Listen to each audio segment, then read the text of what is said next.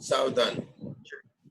स्यादवाद षट जय जैन पंडित जी साहब। गुण पर्याय और प्रमाण का, जड़ कर्म चेतन बंध का, अरु कर्म के अवसान का, कह कर स्वरूप यथार्थ जग का, जो किया उपकार है, उसके लिए जिन वाणी माँ को वंदना शत बार है। तीन भुवन में सार, वेद राग विज्ञानता, शिव स्वरूप शिवकार, नमः त्रियोग समहारिके। पंडित दौलतराम जी विरचित छड़ाला शास्त्र है। आज से इस शास्त्र की चौथी ढाल का स्वाध्याय हम प्रारंभ करने जा रहे हैं। सबसे पहले छड़ाला के अंदर, पहली ढाल के अंदर वितराग विज्ञानता को नमस्कार किया। कैसी है वितराग विज्ञानता? वह मोक्ष रूपी कार्य करने के लिए कारण स्वरूप है। आज तक जिन्होंने भी मोक्ष को प्राप्त किया है, वे सभी अपने स्वभाव के आश्रय से ही मोक्ष को प्राप्त हुए हैं। स्वभाव कैसा है? इस स्वभाव में वितरागी है और सर्वज्ञ स्वभाव है। जब तक ये जीव अपने स्वभाव का ज्ञान नहीं करता, उसका आश्रय नहीं लेता, तब तक उसका मोक्ष मार्ग ही प्रकट नहीं होता। कोई पूछ सकता है कि मंगलाचरण में तो अनंत और सिद्ध भगवान को नमस्कार करते हैं, और यहाँ पर छड़ाला के अंदर वितराग विज्ञानता को नमस्कार किया, तो क्या इसमें कोई दोष नहीं है? तो इसका समाधान यह है कि हमारे जैन धर्म व्यक्ति प्रधान धर्म नहीं है। हम गुणों को ही पूजा करते हैं। तत्वार्थ सूत्र में आचार्य उमा स्वामी ने भी मंगलाचरण में कहा, बंदे तदगुण लब्धे। भगवान के गुणों की प्राप्ति के लिए हम भगवान को नमस्कार करते हैं। वितराग विज्ञानता को नमस्कार किया, तो वितराग विज्ञान गुण होने से और ये अनंत और सिद्ध भगवान में सभी परमात्माओं में होने से, गुण गुणी में अभेद विवक्षा से करने पर उनको भी नमस्कार हो जाता है। पहली ढाल में पंडित जी ने बहुत ये कहा कि संसार में जितने भी जीव हैं वे सभी दुखी हैं और सुख को चाहते हैं। अब दुखी हैं और सुख को चाहते हैं, सुख का प्रयत्न करते हैं, अर्थात आज तक ये जीव जो सुख की प्राप्ति का, जो बाह्य के पंचेंद्रिय विषयों की सामग्री को इकट्ठा करके सुखी होने का जो इसका प्रयास चल रहा है, वह वास्तव में सच्चा नहीं है। इसलिए दौलतराम जी कहते हैं कि जैसा मुनियों ने, आचार्यों ने कहा, भगवान जिनेंद्र के उपदेश में आया, वैसी कथा जिससे कि दुख का नष्ट हो और मोक्ष मार्ग प्रकट हो, वह कथा कहने की प्रतिज्ञा की। पूरा मोक्ष मार्ग दिखाने की प्रतिज्ञा की, लेकिन सबसे पहले यह बताया कि आज तक तो संसार में रहा कहाँ पर है, तो कौन कौन सी गतियों में रहा, वहां की परिस्थितियों का ज्ञान कराया। और पहली ढाल के अंदर यह कह दिया कि स्वर्ग में भी सुख नहीं है, वहां पर भी जीव सम्यक दर्शन के बिना दुखी ही है। पहली ढाल का सार इतना ही है कि सम्यक दर्शन के बिना स्वर्गों में भी जीव दुखी है। अर्थात जब स्वर्गों में दुखी है तो इसका क्या अर्थ हुआ कि पूरे संसार में अन्य तीन गतियों में तो दुखी है ही। ऐसा इसलिए कहा गया क्योंकि हम सब ये समझते हैं कि स्वर्ग में जाएंगे और हमारा कल्याण हो जाएगा, धर्म मार्ग हो जाएगा। भैया धर्म की, वहां पर स्वर्ग की सारी परिस्थिति को देखें, वहां का अनुशासन, वहां पर देवताओं में जो भिन्नता है, 10 प्रकार की भिन्नता है। अरे कई देव तो ऐसे हैं जो नगर में प्रविष्ट नहीं होते हैं, वो तो इंद्र महाराज के वाहन के रूप में बाहर पार्किंग के रूप में ही रहते हैं। कहने को तो स्वर्ग है, लेकिन वे जीव दूसरों की विभूति को देख देख कर निरंतर मानसिक दुख को प्राप्त होते हैं। सभी का साथ यही कहा पहली ढाल में कि सम्यक दर्शन के बिना वहां भी जीव दुखी ही है। दूसरी ढाल के अंदर प्रारंभ में ही दुख का कारण बताते हुए कहा कि मिथ्या दर्शन, मिथ्या ज्ञान और मिथ्या चारित्र ही वास्तव में दुख का कारण है। उसी के कारण ये जीव अनादिकाल से संसार में भ्रमण कर रहा है। पंडित जी की शैली कैसी है? जैसे कोई डॉक्टर के पास जाते हैं तो पहले सबसे पहले रोग का निदान करता है, फिर टेस्ट करके बताता है और फिर दवाई लिखता है। पंडित जी ने भी पहले हमें बताया हम कहाँ कहाँ रहे, अब दुख दूसरी ढाल के अंदर दुख का कारण बताया कि संसार में जीव दुखी क्यों है। तो भैया एक ही बात है, मिथ्या दर्शन, मिथ्या ज्ञान और मिथ्या चारित्र के कारण दुखी है। जिस मिथ्यात्व की बात की, जब भी हम मिथ्यात्व शब्द यूज करें तो उसके अंदर मिथ्या दर्शन, मिथ्या ज्ञान और मिथ्या चारित्र तीनों आ जाता है। मिथ्यात्व अर्थात मिथ्या दर्शन प्लस मिथ्या ज्ञान प्लस मिथ्या चारित्र, इन तीनों का अगर एक नाम दें तो उसका नाम हो गया मिथ्यात्व। ये मिथ्यात्व पंडित जी ने दूसरी ढाल के अंदर दो प्रकार का बताया, अग्रहित मिथ्यात्व और ग्रहित मिथ्यात्व।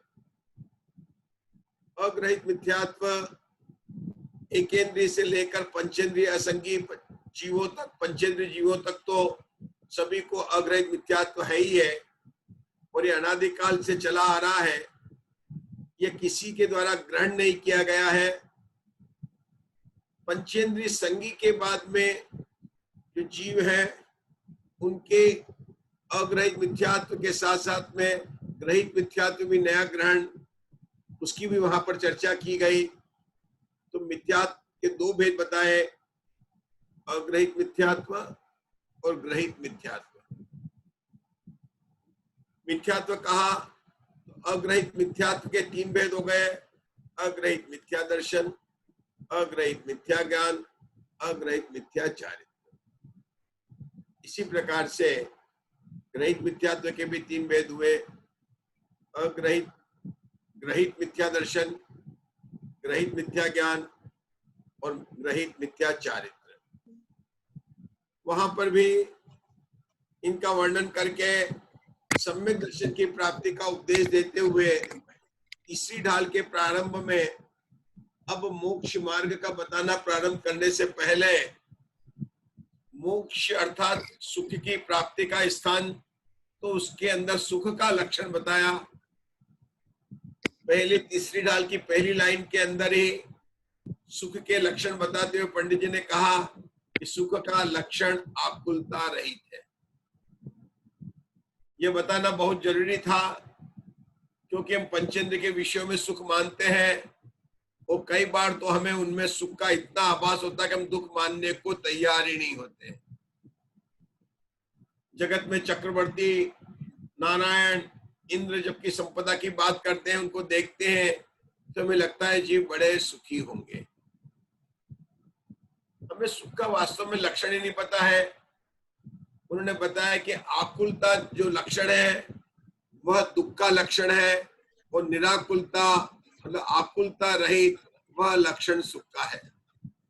ऐसी आकुलता रहित सुख की प्राप्ति केवल मोक्ष में ही हो सकती है, इसलिए हमें मोक्ष मार्ग में लगना चाहिए।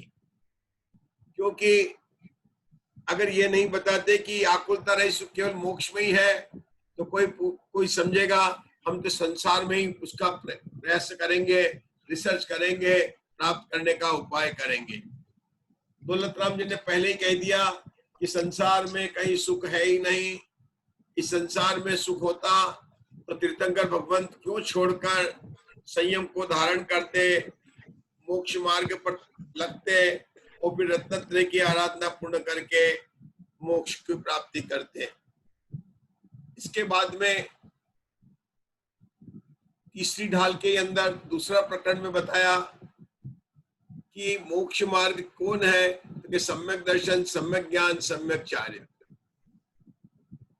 जब मोक्ष मार्ग कहा जाता है तो हम सभी के अंदर बहुत प्रचलित है कि व्यवहार मोक्ष मार्ग और निश्चय मोक्ष मार्ग। कहीं कहीं तो ये मान लिया जाता है कि प्रारंभिक भूमिका में व्यवहार मोक्ष मार्ग होता है और फिर सात्विक अनुष्ठान से ऊपर निश्चय मोक्ष मार्ग प्रारंभ होता है। हमें इस मान्यता को थोड़ा ठीक करना है। मूल सिद्धांत यह है कि निश्चय के बिना व्यवहार होता ही नहीं है। निश्चय के बिना जितना भी व्यवहार है वो व्यवहाराभास है या सदाचार है, वो धर्म नहीं है। जब तक निश्चय मोक्ष मार्ग नहीं होगा तब तक व्यवहार मोक्ष मार्ग की कल्पना भी नहीं की जा सकती है। कोई नाम ही तो है ना, निश्चय मतलब वास्तविक, और व्यवहार का मतलब झूठा नहीं कहा है। देखिए, व्यवहार की शब्द के अर्थ में समझने में हमें यह नहीं लेना कि व्यवहार मोक्ष मार्ग झूठा है। झूठा नहीं है, कार्यकारी नहीं है। कोई घर में कोई चीज है लेकिन उसका कोई कार्यकारी नहीं है। व्यवहार मोक्ष मार्ग निश्चय मोक्ष मार्ग के साथ में होता है। उसकी कथनचित उपयोगिता है। वह क्या है कि वह अशुभ से बचाता है। वह निश्चय मोक्ष मार्ग प्रकट करने की भूमिका में लाकर खड़ा कर देता है। लेकिन जरूरी नहीं कि उस भूमिका में आने के बाद में कोई निश्चय मोक्ष मार्ग प्रकट करे। लेकिन परिस्थिति ऐसी है कि अशुभ की भूमिका में रहकर कोई धर्म मार्ग प्रकट नहीं कर सकता। शुभ की भूमिका में रहते हुए ही धर्म का मार्ग प्रकट होता है। शुभ की भूमिका में रहते हुए धर्म का मार्ग प्रकट होता है, लेकिन ध्यान से समझना है कि शुभ से नहीं होता है, स्वयं अपने आत्मा से ही होता है। निश्चय मोक्ष मार्ग, व्यवहार मोक्ष मार्ग, ऐसे दो मार्ग है ही नहीं। मोक्ष मार्ग एक ही है। उसका निरूपण का अर्थ होता कथन, समझाना, बतलाना दो प्रकार से किया जाता है, निश्चय मोक्ष मार्ग और व्यवहार मोक्ष मार्ग।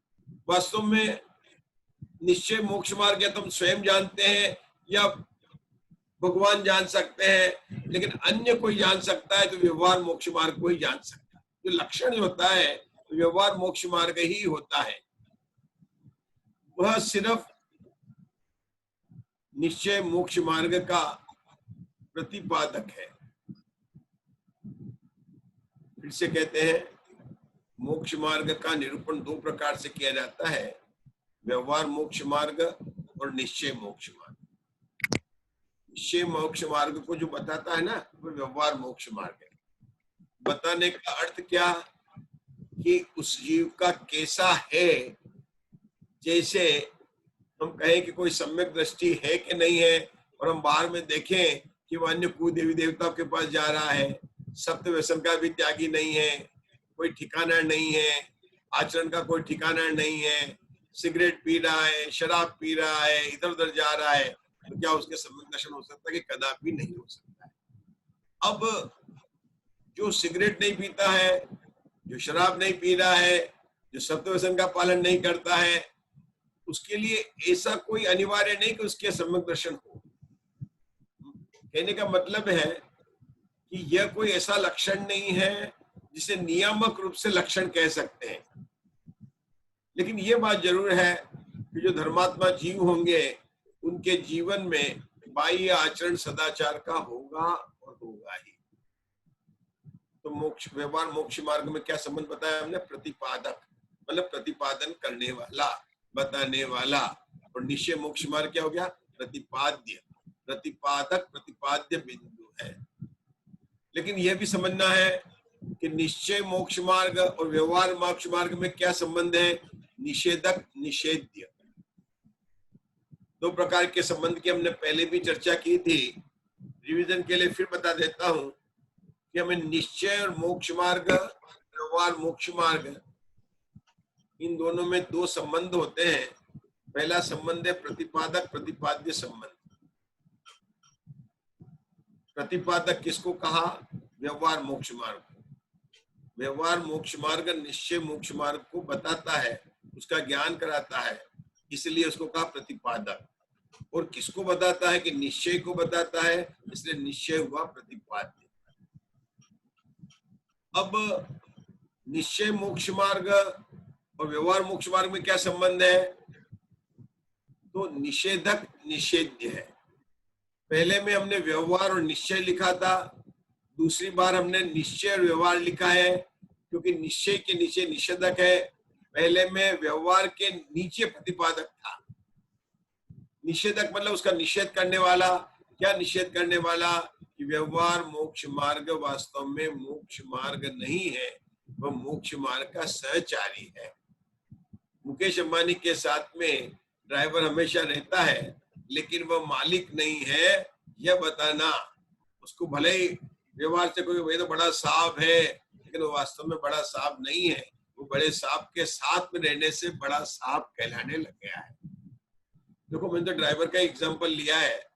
अगर कोई कोई बड़े अच्छे कर्मचारी हो, उनके पोस्ट पर काम करते हैं, और अगर मुकेश अंबानी के साथ में रहते हैं, तो लोग उनको भी मालिक समझ जाते हैं कि यही मालिक है, सब इन्हीं की चलती है। भैया, मालिक तो एक ही है, मुकेश अंबानी। मार्ग तो एक ही है, निश्चय मोक्ष मार्ग। उसके साथ में रहने से उसको मोक्ष मार्ग कह दिया जाता है, लेकिन चूंकि वास्तव में मोक्ष मार्ग नहीं है, इसलिए उसको व्यवहार मोक्ष मार्ग कहा है। इतना बतलाने के बाद में छड़ाला के अंदर निश्चय मोक्ष मार्ग का स्वरूप बताया। आप में से किसी को वो लाइन याद है? निश्चय मोक्ष मार्ग की 3 लाइन थी, बहुत सुंदर थी।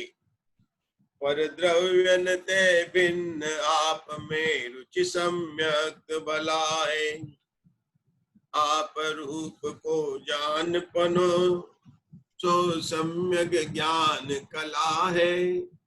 आप रूप में लीन रहे थी सम्यक चारित्र सोई।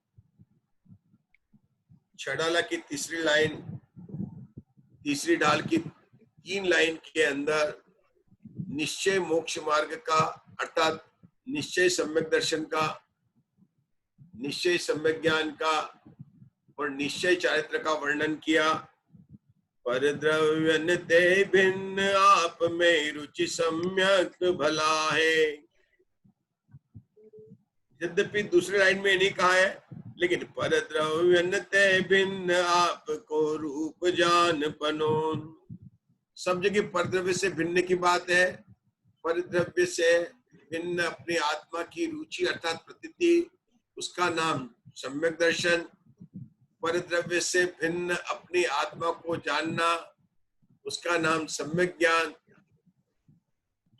अब परद्रव्य से भिन्न अपनी आत्मा की प्रतीति हुई, ज्ञान हुआ, तो उसको जानकर अपनी आत्मा में लीन होना, वही सम्यक चारित्र है, और उसका यह लक्षण निश्चय चारित्र है। तो क्या अंतर हुआ? सम्यक ज्ञान और सम्यक चारित्र। आत्मा को जानना सम्यक ज्ञान, और आत्मा को जानते रहना, जानते रहना, जानते रहना, जानते रहना, जानते, मतलब उसमें कंटिन्यूस लेना, उसी का नाम हो गया सम्यक चारित्र। लीनता, कंटिन्यूस। हम किसी में कब रहेंगे? जब हम उसमें स्थिरता होगी, एकाग्रता होगी। तो जानता और जानते रहना, इसका नाम सम्यक चारित्र और सम्यक ज्ञान है। इसके बताने के बाद में दौलत राम जी ने हमें व्यवहार सम्यक दर्शन का वर्णन किया। व्यवहार सम्यक दर्शन में आपको सभी को याद होगा किसकी चर्चा की थी मंजू जी? 7 तत्वों की भेद रूप बताया था। मतलब 7 तत्वों को भेद रूप कथन को व्यवहार सम्यक दर्शन कहा। जीव, अजीव, आश्रव, बंध, संवर, निर्जरा और मोक्ष, ये 7 तत्व जो है उनका भेद रूप कथन करने के बाद में पंडित जी ने सम्यक दृष्टि धर्मात्मा की लाइफ स्टाइल कैसी होती है उसके बारे में बताया कि वह सम्यक दृष्टि धर्मात्मा जो होता है उसके जीवन में हम देखें तो निशंकित, निकांक्षित, निर्विचिकित्सा, अमूढ़ दृष्टि, ये तो हो गए 4। उसके बाद दूसरा ग्रुप था उपगुण, स्थितिकरण, वात्सल्य और प्रभावना। ये 8 अंग सम्यक दृष्टि के जीवन में दिखाई देते हैं। ये 8 अंग सम्यक दर्शन के एक साथ होते हैं, यद्यपि उनका कथन अलग अलग किया है, लेकिन सम्यक दृष्टि 8 अंगों से शोभायमान होता है। आचरण उदाहरण दिया कि जिस प्रकार शरीर में 8 अंग होते हैं और एक अंग भी कम हो तो पूर्ण शोभायमान को प्राप्त नहीं होता है, ठीक उसी तरह से सम्यक दर्शन के 8 अंग होते हैं तभी सम्यक दर्शन की पूर्ण शोभा को प्राप्त होता है। आचार्य समंत्रभद्र ने रत्नकरण शावकाचार्य में यहाँ तक कहा कि जिस प्रकार से मंत्र में अगर एक भी अक्षर कम हो और कोई उस मंत्र का ज्ञाता हो और वह किसी के सांप का, सर्प का विष अगर चढ़ जाए और उस विष, उस मंत्र का कार्य हो कि विष को जहर उतारना। देखिए मंत्रों में शक्ति होती है, उस शक्ति से सर्पादि के जहर उतर जाते हैं। अब अगर वो मंत्र का उच्चारण सही नहीं बोलता है, कम ज्यादा होता है, तो उसका जो है वह विष नहीं उतरता, मंत्र कार्यकारी नहीं होता है। यह तो केवल उदाहरण है, क्योंकि उदाहरण कई जगह एक उदाहरण देकर समझा जाता है। यहाँ तो ये कहते हैं कि 8 अंग की पूर्णता तभी होती है जब उनमें सम्यक दृष्टि में निशंकी से लेकर जो 8 अंग बताए हैं वे सभी पाए जाते हैं। ये जो 8 अंग बताए उनको 8 गुण भी कहते हैं। इन 8 गुणों को कभी भी सम्यक दर्शन, सम्यक ज्ञान, सम्यक चारित्र, जो त्रिकाली द्रव्य के साथ में जो गुण है उसको नहीं लेना है। यहाँ पर तो पर्याय में जो दोष है उसके अभाव रूप गुण लेना है, मतलब दोषों का नहीं होना उसको भी गुण कहा जाता है। तो सम्यक दृष्टि के 8 दोषों का अभाव होता है, 8 मदों का अभाव होता है, 3 मूर्ता का और 6 आयतन का, अर्थात 25 दोषों से रहित होता है। ऐसे सम्यक दर्शन की महिमा के गीत गाते हुए अंत में यह भी कहा कि जिसको एक बार सम्यक दर्शन प्राप्त हो जाता है वह जी प्रथम नरक के बिन 6 पृथ्वियों में नहीं उत्पन्न होता है, उसके जो है विकल्प पर्याय प्राप्त नहीं होती है, वह नपुंसकलिंग नहीं होता है, वह स्त्री पर्याय में प्राप्त नहीं होता है। मतलब आदि उसके महिमा को ज्ञान गाया और उस सम्यक दर्शन की महिमा को बताते हुए छठी ढाल में, तीसरी ढाल में वर्णन के समाप्त के बाद में आज से हम यहाँ पर चौथी ढाल का स्वाध्याय प्रारंभ करने जा रहे हैं। आपको किसी को भी तीसरी ढाल के बारे में कोई प्रश्न हो तो आप पूछ सकते हैं। हम शुरू करते हैं चौथी ढाल।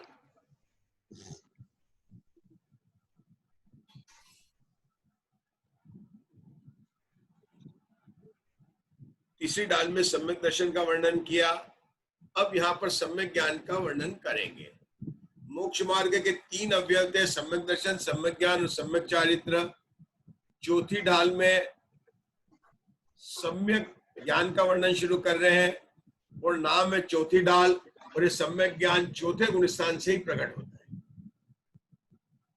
चौथी ढाल में सम्यक ज्ञान का वर्णन है और सम्यक ज्ञानी किसको कहा है? जिसको चौथे गुणस्थान वाले अविरत सम्यक दृष्टि या उससे ऊपर के गुणस्थान को ही सम्यक ज्ञानी कहा जाता है।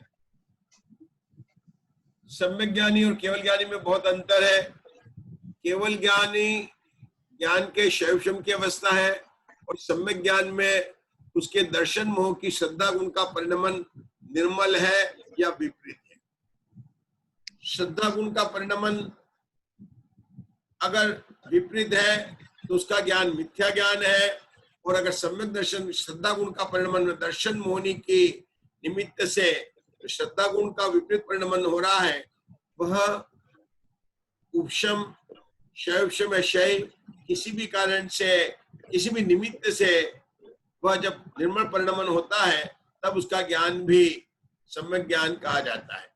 आप में से कोई 2 लाइन पढ़ना चाहे तो पढ़िए मंजू जी। सम्यक श्रद्धाधारी, अपने को पहला और दूसरा पढ़ना है, आपको दिख रहा है तो पढ़िए, अवश्य पाठ कीजिए। सम्यक श्रद्धाधारी पुनि सेवकु सम्यक ज्ञान, स्वयं पर अर्थ बहु धर्म जुत जो प्रगटावन भान। सम्यक साथे ज्ञान होए पे भिन्न आराधो, लक्षण ज्ञान श्रद्धा जान दुहु में भेद अभादो। सम्यक कारण जान, ज्ञान कारज है सोई, युगपत होते हूँ प्रकाश दीपक ते होई। देखेंगे 6 लाइन हमने पढ़ी है, ढाल चौथी है। दौलत राम जी कहते हैं सम्यक श्रद्धाधारी, मतलब सम्यक दर्शन होने के बाद में सम्यक ज्ञान की सेवा करनी चाहिए, का सेवन करना चाहिए। यह सम्यक ज्ञान ऐसा है कि स्व पर अर्थ बहुधर्म जुत जो प्रगटावन भान। यहाँ पर जो भान शब्द आया है उसका अर्थ है सूर्य। भान शब्द का अर्थ है सूर्य।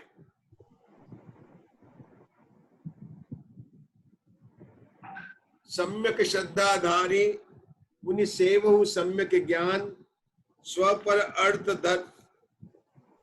तो सम्यक दर्शन होने के बाद में सम्यक ज्ञान की आराधना करनी चाहिए। देखिए शब्द लिखा है सेवा करनी चाहिए, लेकिन ज्ञान की सेवा करने का क्या अर्थ है?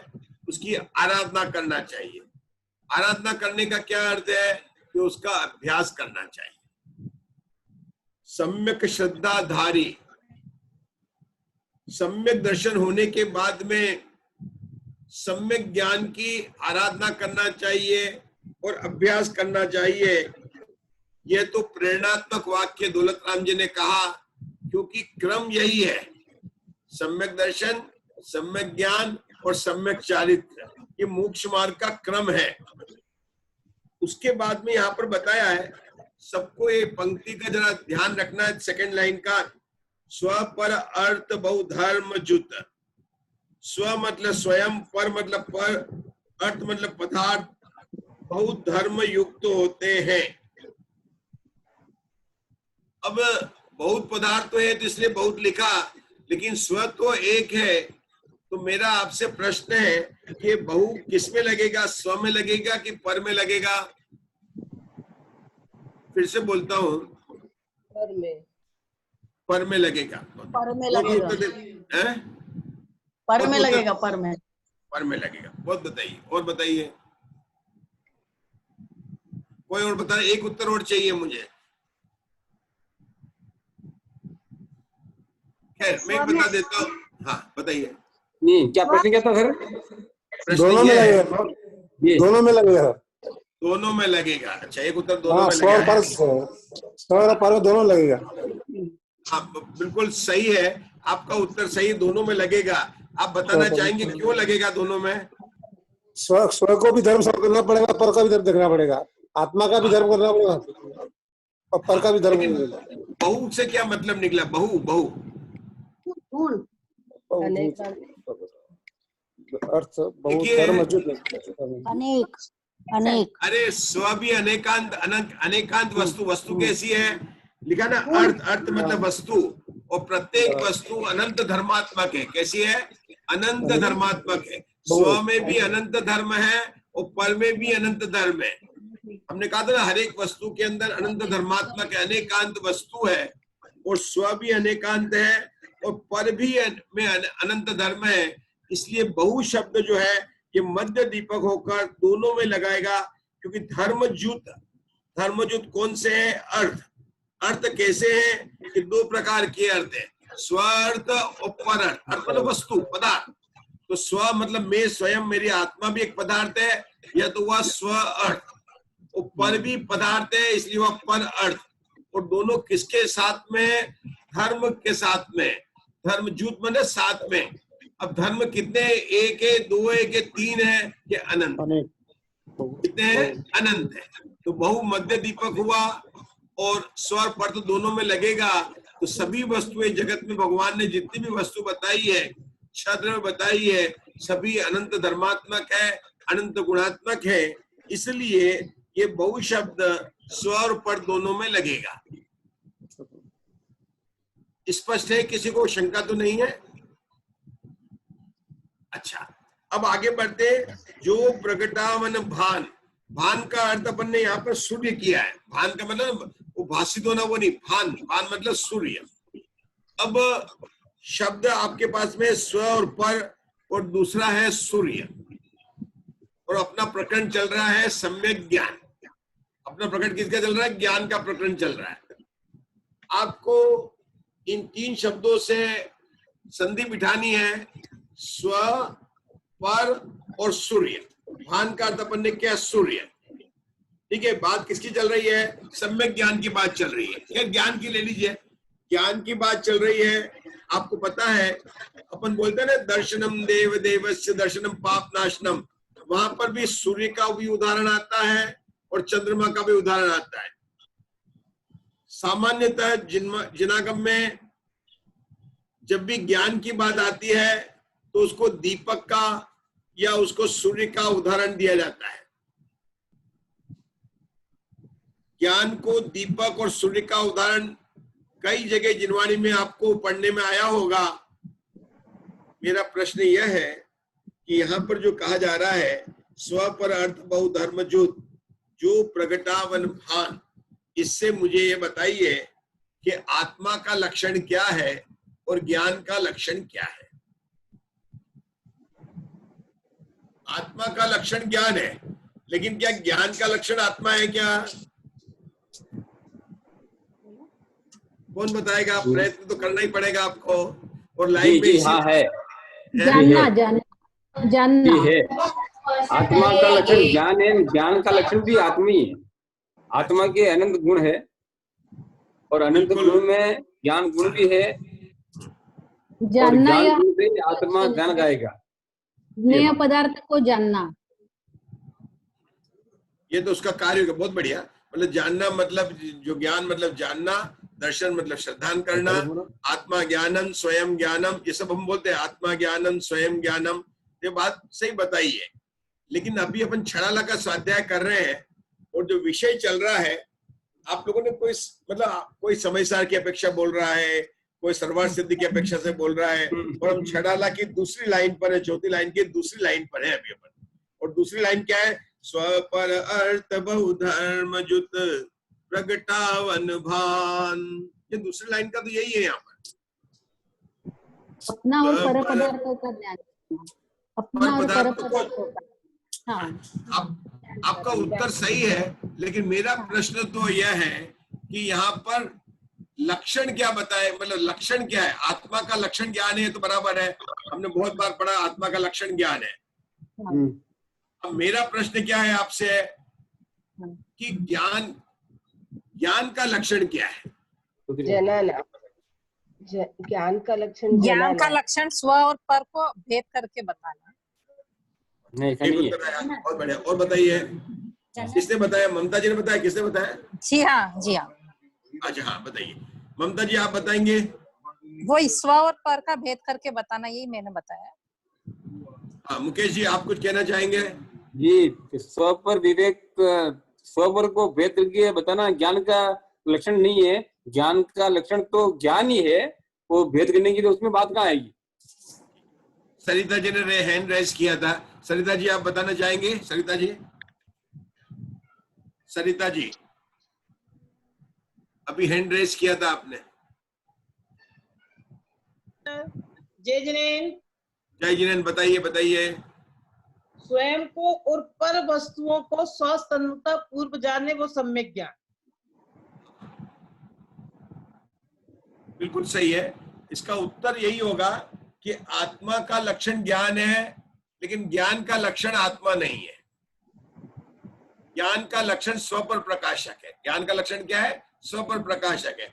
आत्मा का लक्षण ज्ञान है, ज्ञान का लक्षण स्व पर प्रकाशक है। आत्मा ज्ञानम स्वयं ज्ञानम वो बात अलग है, लेकिन वो बात भी जो है ना उसकी मुख्यता से है कि आत्मा के पहचानने के चिन्ह की ऊपर से है, क्योंकि आत्मा केवल ज्ञान नहीं है, उसमें अनंत गुण है। अपनी जो बात चल रही छड़ाला में सम्यक ज्ञान की बात चल रही है, और यहाँ जो दूसरी लाइन में है सबको ध्यान से पढ़ना है। स्व पर अर्थ बहुधर्म जुत जो प्रगटावन भान। दो बात बताइए कि ज्ञान का लक्षण बताया, तो ज्ञान का लक्षण क्या है? स्व को प्रकाशित करना और पर को प्रकाशित करना। स्व को प्रकाशित करना और पर को प्रकाशित करना। और आत्मा का लक्षण क्या है? ज्ञान। ज्ञान का लक्षण है स्व पर प्रकाशित, और उसको उपमा किसकी दी गई है? सूर्य की उपमा दी गई है। अब ज्ञान का लक्षण स्व पर प्रकाशक है, तो ज्ञान को सूर्य की उपमा क्यों दी गई है? योजना जी आप बताएंगे। योजना जी। हाँ, क्योंकि ज्ञान को दीप या सूर्य की उपमा दी जाती है। अगर ज्ञान बताना है तो दीप या सूर्य की दी उपमा जाती है, देकर सही है। बताया। हाँ, क्यों दी जाती है दीप्ति जी? क्योंकि जैसे सूर्य अपने आप को प्रकाशित करता है और दूसरी वस्तु को भी प्रकाशित करता है, उसी तरीके से ज्ञान भी खुद को भी और अपने दूसरी पर वस्तुओं को भी प्रकाशित करता है। बहुत बढ़िया अनुमोदना जी, बहुत बहुत बढ़िया, आपने सही बताया। ज्ञान का लक्षण क्योंकि जैसे कहा ना कि सूर्य हो गया तो प्रकाश हुआ, तो पर वस्तु प्रकाश, तो सूर्य को प्रकाश करने के लिए मेरे को दूसरा सूर्य नहीं चाहिए। ये आपको मोबाइल को सूर्य को देखने के लिए दूसरा मोबाइल को टॉर्च जलाने की जरूरत नहीं है। तो सूर्य को भी प्रकाशित करता है और स्वयं को भी प्रकाशित करता है, इसलिए सूर्य का लक्षण क्या हुआ? स्व पर प्रकाश। ठीक है, आशा बहन तलाटी, आप दीपक पर भी घटा सकते हैं क्या? दीपक पर, आशा बहन तलाटी, दीपक भी कैसे घटाएंगे? किसी कमरे में अगर हम दीपक रखेंगे और वहाँ जब दीपक को प्रगटाएंगे तो वहाँ अंधेरा होगा, तो उस कमरे में भी प्रकाश फैल जाएगा और दीपक भी स्वयं प्रकाशित हो जाएगा। बहुत बढ़िया। हाँ, तो दोनों उदाहरण जो है ज्ञान पर आते हैं। कौन से उदाहरण आते हैं? दीपक के और सूर्य के, जो यहाँ पर जो बात चल रहे हैं। देखिए, दर्पण वगैरह के उदाहरण आते हैं, वो ज्ञान स्वभाव को दिखाने के लिए आते हैं। उसकी चर्चा अभी अपन यहाँ नहीं करेंगे, उसकी चर्चा यहाँ पर नहीं करेंगे। ठीक है, तो छड़ाला की लाइन चल रही थी अपनी, शायद समय पूरा होने वाला है। कोई बता सकता है वैभव जी कितना समय बाकी है? एक मिनट से भी कम है। अभी अपन डिस्कनेक्ट करके वापस से लॉग इन करेंगे। ठीक है,